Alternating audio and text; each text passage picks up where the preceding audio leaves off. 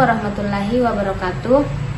Perkenalkan, nama saya Wina Permatasari, NIM 105281103122. Dalam video ini saya akan melakukan sesi konseling kelompok untuk memenuhi tugas mata kuliah BK kelompok. Baik, langsung saja, selamat menyaksikan. Assalamualaikum warahmatullahi wabarakatuh. Waalaikumsalam warahmatullahi wabarakatuh. Sebelum kita mulai sesi konseling pada siang hari ini, sebaiknya kita berdoa terlebih dahulu. Berdoa dulu. Selesai. Selamat datang di sesi konseling pada siang hari ini. Di sini kita akan membahas topik tentang bagaimana memahami nilai dan norma di sekolah dan masyarakat. Ya, baik, sebelum kita memulai sesi konseling kelompok pada siang hari ini, alangkah baiknya kita perkenalan dulu ya. Baik, perkenalkan, nama saya Wina Permatasari dan saya Salsabila Hasan. Dan saya Ayu Krisnanda. Saya Kudi Reski. Ya, kita sudah saling mengenal ya. Ya. Baik, dalam sesi konseling kelompok ini adalah tempat yang aman dan untuk kita bertukar pikiran dan berbagi pengalaman. Baik, marilah kita bersama-sama belajar dalam bagaimana memahami nilai-nilai dan norma yang ada di sekolah dan masyarakat. Selanjutnya kita berlanjut ke sesi konseling. Sebelumnya, ada yang tahu apa itu konseling kelompok? Ada. Pertama kali juga. Jadi konseling kelompok itu adalah salah satu layanan atau bantuan yang diberikan oleh konselor atau guru BK kepada individu yang membutuhkan bantuan untuk menyelesaikan suatu masalah mereka.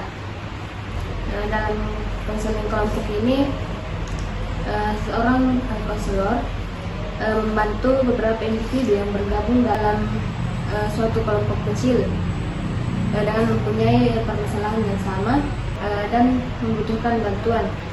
Nah, tujuan dari konseling kelompok ini adalah untuk membantu anggota kelompok atau klien dalam memahami dan menyelesaikan masalah yang mereka hadapi, baik masalah pribadi, masalah sekolah. Nah, adapun beberapa asas dalam konseling kelompok ini, yaitu asas kerahasiaan, kesukarelaan, dan asas keterbukaan. Dalam sesi konseling kelompok kali ini kita akan membahas tentang topik bagaimana memahami nilai-nilai dan norma yang ada di sekolah dan masyarakat. Nah, pertanyaan saya di sini, apa yang kalian pahami tentang nilai-nilai yang berlaku di sekolah? Jadi kita dulu, baik. Yang saya dapat pahami itu nilai-nilai yang berlaku di sekolah itu meliputi kejujuran, kedisiplinan, saling menghormati, kerjasama, dan saling menghargai. Kedisiplinan di sini yaitu datang tepat waktu, seperti menyelesaikan tugas tepat waktu, dan kejujuran di sini juga meliputi yaitu tidak saling menyontek, mengikuti aturan sekolah. Selanjutnya itu seperti tanggung jawab.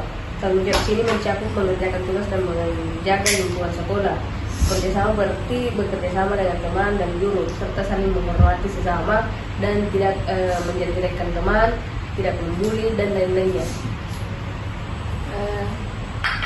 Selanjutnya, Nilai-nilai yang berlaku di sekolah itu biasanya mencakup etika dan disiplin. Mereka membantu menciptakan lingkungan yang aman, stabil, dan efektif untuk belajar.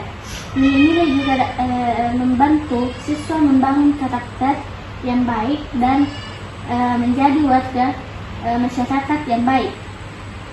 Itu yang dapat saya pahami tentang nilai-nilai yang ada di sekolah. baik, selanjutnya.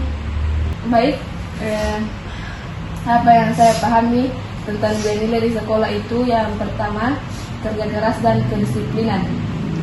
Siswa itu diharapkan untuk berusaha bekerja keras dan disiplin dalam belajar dan berperilaku. Dan yang kedua, pentingnya sosialisasi dan berkomunikasi.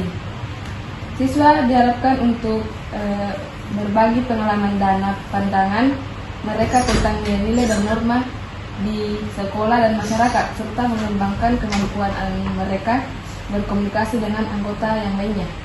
Dan yang ketiga, kemandirian dan tanggung jawab.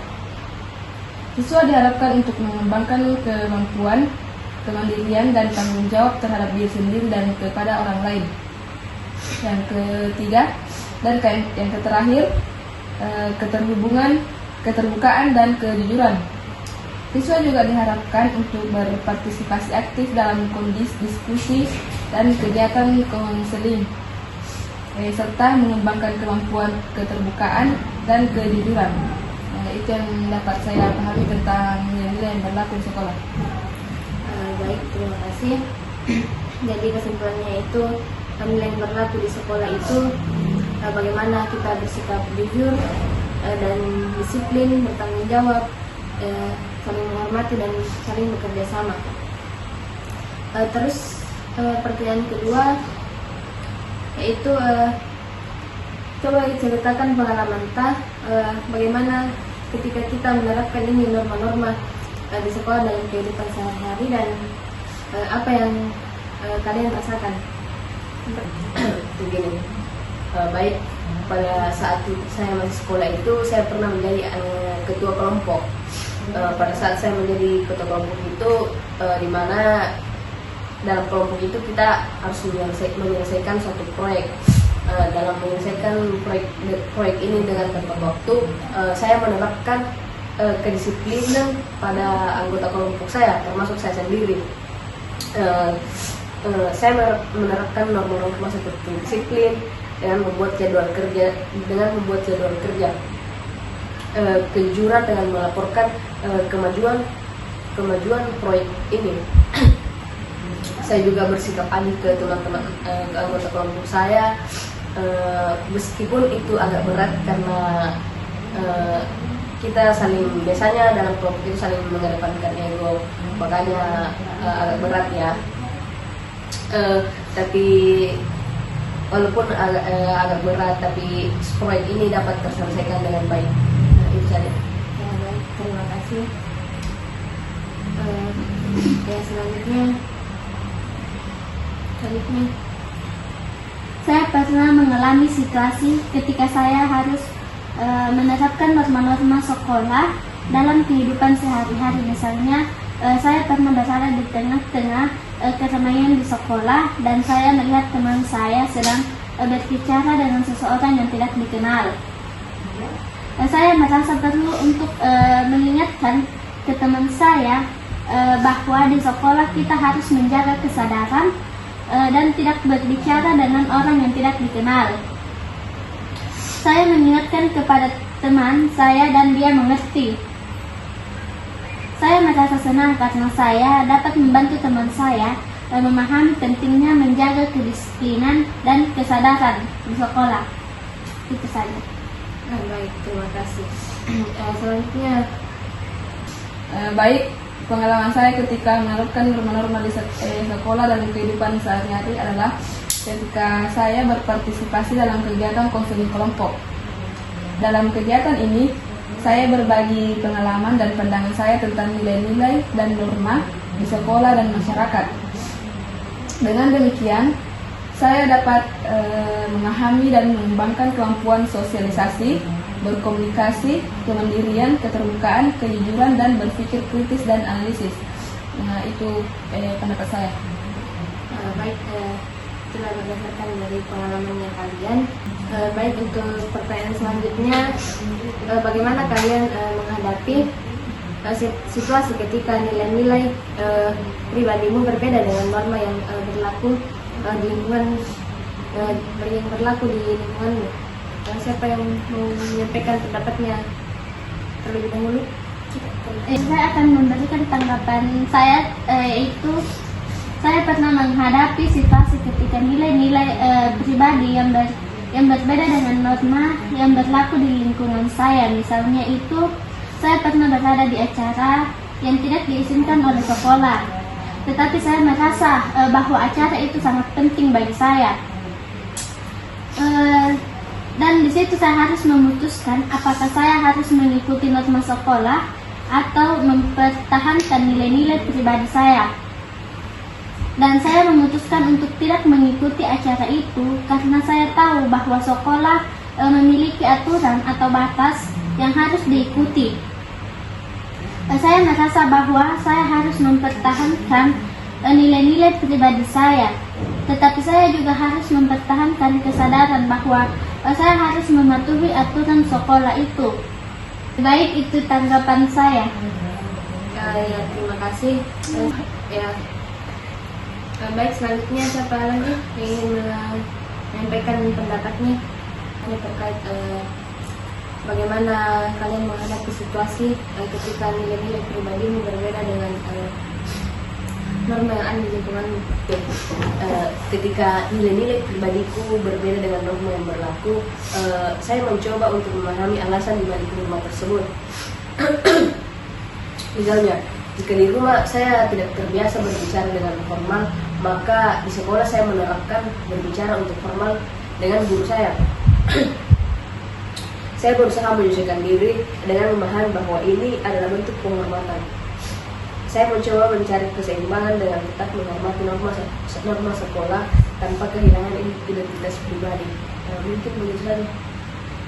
Ya, terima kasih atas tanggapannya atau pendapat yang terkait nilai kepribadian yang berbeda dengan norma yang ada di lingkungan. Selanjutnya, Kalau saya sendiri, itu saya menghadapi situasi ketika nilai-nilai pribadiku berbeda dengan norma yang berlaku di lingkunganmu dengan cara berdiskusi dan berbagi pengalaman dengan orang lain.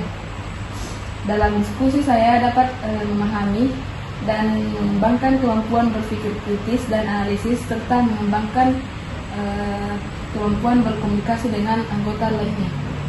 Itu pendapat saya. baik. Itulah. Terima kasih atas pendapatnya terkait bagaimana nilai pribadi berbeda dengan norma yang berlaku di lingkungan. Baik, untuk pertanyaan selanjutnya, coba ceritakan ke pengalaman kita bagaimana tentang situasi di mana kalian merasa sulit untuk mengikuti norma di sekolah atau masyarakat. Pengalaman saya tentang situasi di mana saya merasa sulit untuk mengikuti norma di sekolah atau masyarakat itu ketika ketika saya berpartisipasi dalam kegiatan konseling kelompok. Dalam kegiatan ini, saya berbagi pengalaman dan pandangan saya tentang nilai-nilai dan norma di sekolah dan masyarakat. Dengan demikian, saya dapat memahami dan mengembangkan kemampuan sosialisasi, komunikasi, kemandirian, keterbukaan, dan kejujuran, serta berpikir kritis dan analisis. Itu pengalaman saya. Ya, terima kasih untuk menceritakan pengalamannya terkait norma yang ada di masyarakat. Selanjutnya, siapa yang ingin? Saya pernah mengalami situasi di mana saya merasa sulit untuk mengikuti norma di sekolah atau masyarakat. Saya merasa cemas dan takut hingga pada akhirnya saya konsul ke BK saya bagaimana solusinya, dan sehingga guru BK saya ini memberikan saya solusi untuk berangkat lebih awal, bangun lebih awal. Makanya sampai akhirnya saya, walaupun awalnya agak sulit untuk bangun, datang ke sekolah lebih awal, tapi sampai akhirnya karena sudah terbiasa, saya sudah tidak pernah terlambat lagi. Itu saja. Ya, baik. Terima kasih. Jadi di sini permasalahannya bagaimana kita dapat mematuhi nilai-nilai yang berlaku di sekolah dan masyarakat. Jadi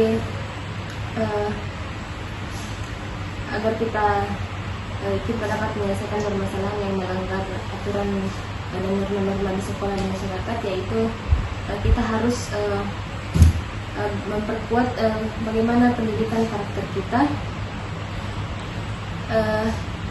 Kemudian kita harus menanamkan bagaimana nilai-nilai moral dan etika sejak dini melalui beberapa metode. Jadi kemudian yang kedua, bagaimana kita dapat meningkatkan kesadaran kita sebagai anggota masyarakat. Kemudian membangun lingkungan yang suportif, seperti menanamkan nilai-nilai di masyarakat, dan mematuhinya. Baik, terima kasih atas partisipasi aktifnya dalam sesi konseling kelompok hari ini. Saya harap kalian dapat mendapatkan banyak hal bermanfaat dari sesi konseling kelompok pada hari ini, dan bagaimana kalian dapat menerapkan nilai-nilai dan norma yang ada di sekolah dan masyarakat. Saya yakin dengan memahami nilai-nilai dan norma yang ada di masyarakat dan sekolah, kita dapat menjadi seseorang atau individu yang lebih baik, dan kita dapat berkontribusi positif bagi masyarakat dan lingkungan sekitar. Saya sendiri sangat senang dapat berdiskusi dan belajar bersama kalian pada siang hari ini, dan terima kasih atas semua pendapat dan pengalaman yang telah kalian berikan dan yang telah kalian sampaikan. Baik, itulah tadi sesi konseling kelompok pada siang hari ini. Assalamualaikum warahmatullahi wabarakatuh. Waalaikumsalam warahmatullahi wabarakatuh.